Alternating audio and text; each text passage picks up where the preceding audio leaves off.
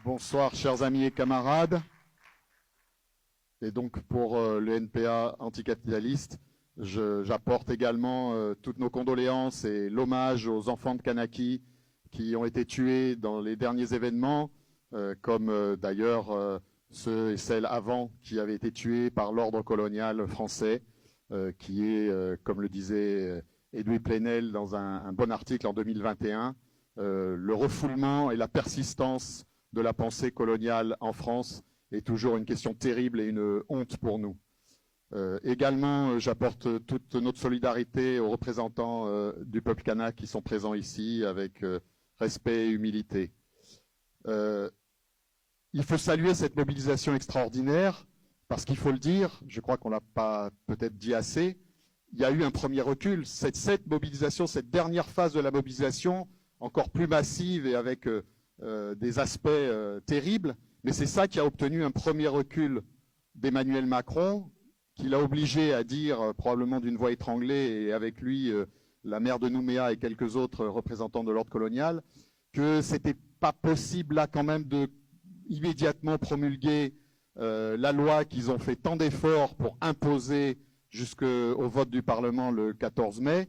et qui les oblige maintenant à dire qu'ils ne peuvent pas l'imposer par la force, en tout cas pas tout de suite, qu'il faut discuter, etc., etc. C'est bien la dernière, alors qu'il y avait eu des mobilisations et toutes les alertes qui avaient été données par le peuple kanak et par d'autres, jusque-là, ils avaient foncé à fond pour obtenir la fermeture définitive, selon eux, de la voie de l'indépendance. Et là, ils sont obligés de reculer un peu, mais évidemment, on sait qu'avec eux, immédiatement commencent les manœuvres suivantes, qu'ils vont, dès qu'ils peuvent, essayer de maintenir le dégel du corps électoral et tout le reste. Et donc, ça dépend de la mobilisation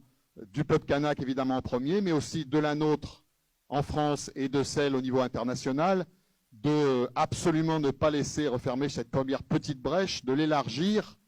et alors que ils ont eu peur, ils ont la trouille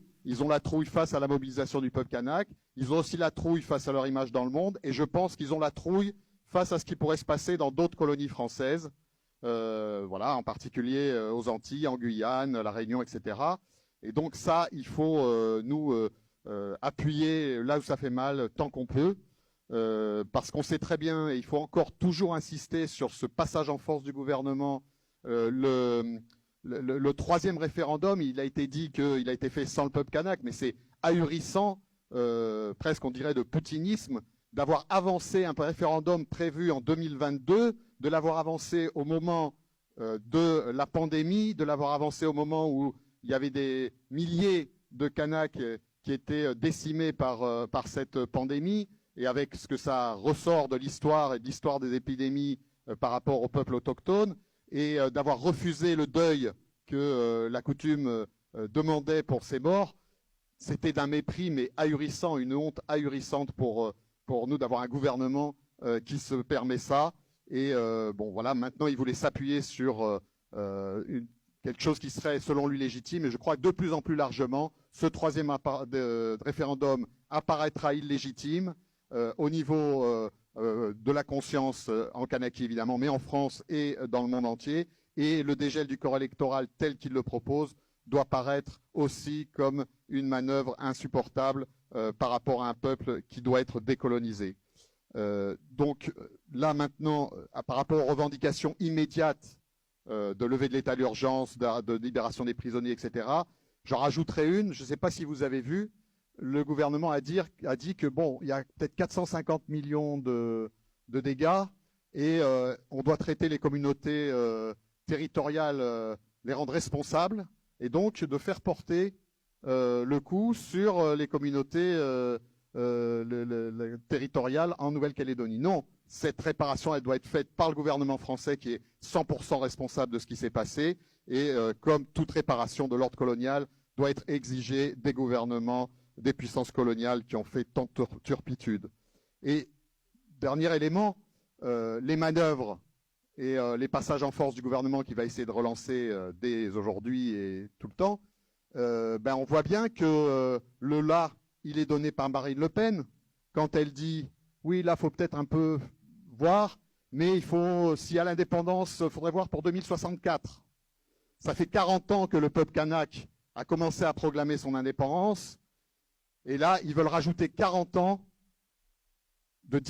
pour différer la notion de l'indépendance. Ça, on ne doit absolument pas le laisser passer. Il y a des mobilisations en France qui ont commencé encore trop petites, mais il y en a beaucoup dans beaucoup de villes, à Caen, à Guingamp, à Lorient, à Nantes, à Marseille, à Montpellier, à Toulouse, et dans bien d'autres villes. Et évidemment, il y en aura ce week-end, et il y en a eu, et il y en aura à Paris. Et il faut, tout autour de nous, dans nos structures syndicales, qu'on se retrousse les manches et qu'on porte les revendications du peuple kanak, l'exigence de la décolonisation au niveau le plus large possible. Donc, vive la Kanaki libre, juste et indépendante.